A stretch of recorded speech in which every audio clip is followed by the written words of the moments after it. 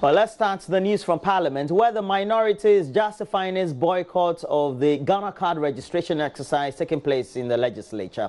The NDC MPs who have since the beginning of the registration exercise in Parliament stayed away argue that millions of Ghanaians could be disenfranchised if voter ID cards are excluded from documents to be used in verifying their citizenship, despite explanations from the Executive Secretary of the National Identification Authority, Professor Kenatefa, that the legislators enacted the law that bars the use of voters' ID card. The minority insisted it be included since passports and birth certificates alone could have disenfranchised over 25 million Ghanaians. At a media briefing in Parliament on Wednesday, Minority Leader Haruna Idrisu said they will ultimately be heading to the Apex Court or the Supreme Court of the land for a proper interpretation of what proof could be used in the Ghana card registration. It is our strong view that the voter ID card, which produced a government, at least it produced a government of President Kufuor, President Rawlings, Nana Addo Dankwa, is a legitimate reference document, even referencing Supreme Court rulings on that matter. But that has been excluded in the law, but part of the legislative instrument which drive its strength from the Parent Act. We are of the strong belief that this exercise must be all-inclusive. Therefore, our boycott is to ensure that there is no denial, I repeat, there is no denial of legitimate Ghanaian citizens having their due to be part of a national identification system. We find the reference document of only the passport and the birth certificate inadequate and insufficient. And that is basis that many more Ghanaians will not be part of this exercise. That will bring to question the utility of the exercise being undertaken. We don't have the numbers, but a matter of seeking legal clarification on the status of the voter ID card as reference. We will question that in the Supreme Court of Ghana on the basis of their earlier rulings and position on the matter. To some education-related stories, and the Ministry of Education says it is working hard to transform Ghanaian classrooms into inviting environments that could develop the right caliber of human resource for the country. According to a Deputy Minister of Education in charge of General Education, Dr. Yawedu Chum, many Ghanaian classrooms do not motivate students to learn. Speaking at a colloquium organized by the Institute of Educational Planning and Administration in Cape Coast, the Deputy Minister said the situation needs a change and he will champion that. Well, Richard Kwejinyako has more in the next report. It was a forum that brought educational think tanks and experts, head teachers of senior high schools, principals and students of colleges of education to brainstorm on the 21st century skills for educational administration in the country.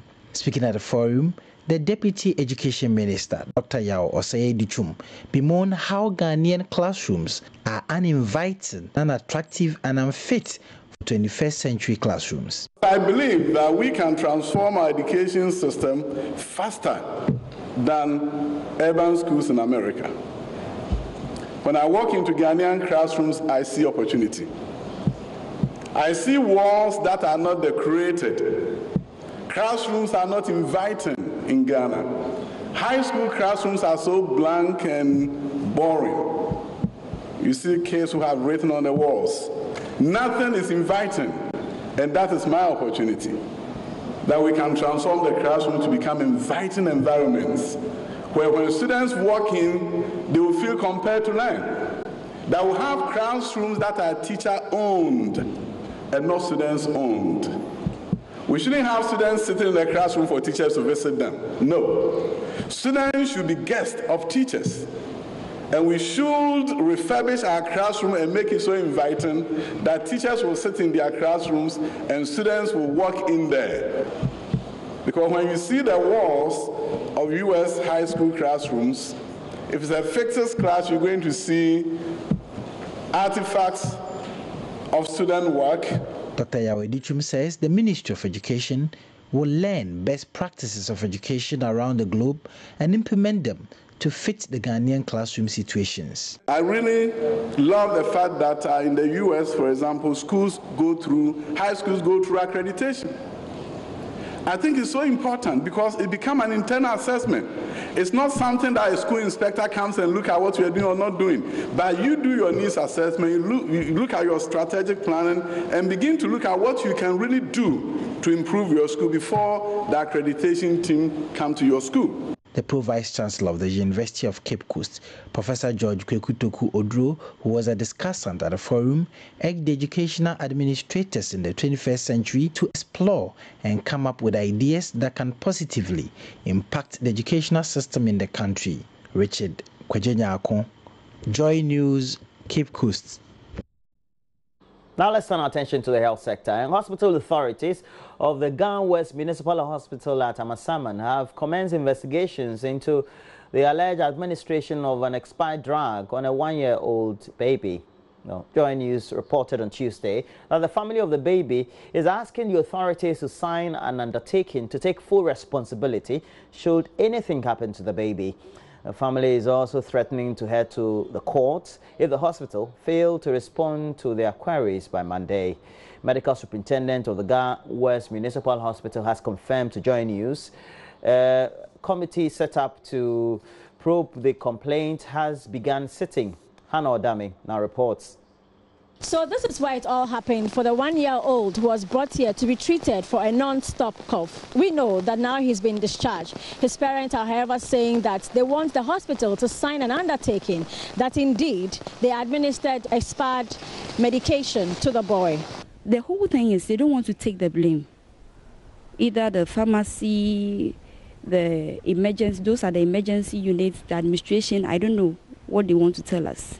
I smell something fishy about this because initially they told me they are not sure I got the drugs from their pharmacy.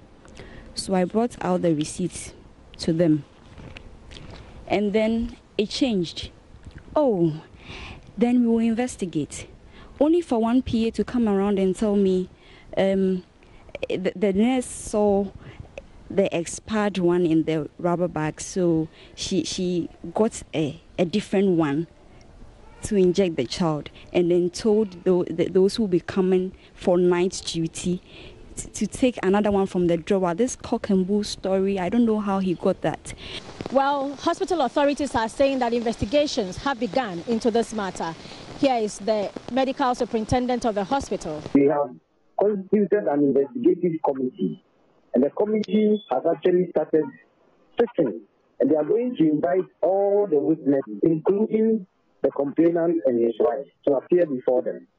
So not until the committee has sat and listened to all the witnesses and come up with their findings and recommendations, very little can be said about the case.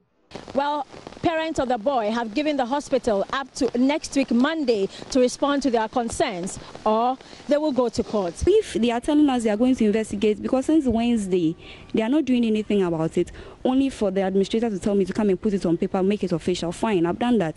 We are still waiting for them until Monday. If we don't hear from them, we'll know what we can do. And they have to, whether they like it or not, they have to accept it, that they have committed a very big mistake, and this is human life we are talking about. We are only grateful to God that he's still alive.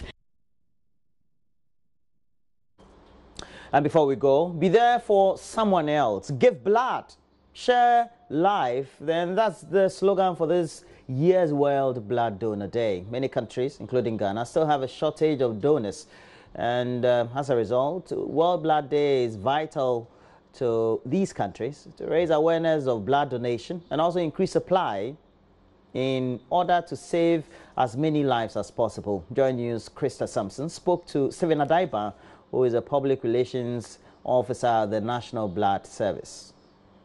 World Blood Donor Day is a day set aside by the WHO to sort of acknowledge and thank all voluntary blood donors for their life-saving, gift of blood. we know blood is precious. And then since the world over now, we don't have any artificial blood to save people's lives. It takes, human beings to donate blood to save lives. And so the theme clearly is trying to encourage other people who haven't joined blood donation yet or voluntary blood donation yet to know the importance of blood transfusion. That is the only way to give people the chance to live again. And so be there for someone else, give blood, share life. It's appropriate and it's in order. We want the world over, people to know that there is still, life that we can give others to live again. When you go to our hospitals today, there are a lot of people who are dying because of lack of blood. But then, if we will avail ourselves for voluntary blood donation, then it means that those people, or the deaths that occur at the hospitals, which we call needless death, can be avoided. So what does the process of blood donation entail? Like if I wanted to donate blood, what would I have to do? Well, it's a very simple exercise. We check your weight. First of all, you have to be 50 kg and above. Then you qualify to donate blood. Then there's a clinical form that we take you through as a donor. You answer a few questions, making sure that you are fit on the day that you want to donate blood. And then we ask you whether you are well. If you are well, then it's another, procedure or process that you qualify to donate blood. Because the reason why we normally ask those questions on the clinical form is that we take into consideration the safety of the donor and also the safety of the recipient. And so it's up to you, the donor, to give us the accurate information that we have on the clinical form. Then, because you are doing that voluntarily, knowing that the blood that you are giving is going to save someone's life. And so if you are not healthy and you give us false information and we take the blood, well, even though the blood will go through processes before it's transfused, but we deal with systems or human institutions, and so you can't have perfect system. That is why it's important that we all speak the truth or tell the truth when the questionnaire is given to you. Just be frank as possible, and then when you qualify, you go through the process and then give blood. It's a very simple exercise. It's not painful. I mean, when you are ready to donate blood, we have professional nurses who will take care of you and take you through the process. Then you give blood, you go away.